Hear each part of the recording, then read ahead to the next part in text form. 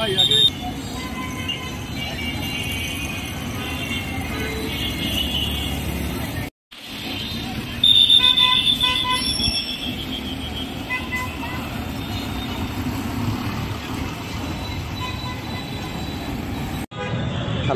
Hello hello hello 1 2 3 4 আজ থেকে আমাদের ডিউটি শেষ। আমাদের সাধারণ যে শিক্ষার্থী আছে আজ থেকে আমাদের শেষ এবং পুলিশের আজ থেকে জয়েন শুরু হয়েছে।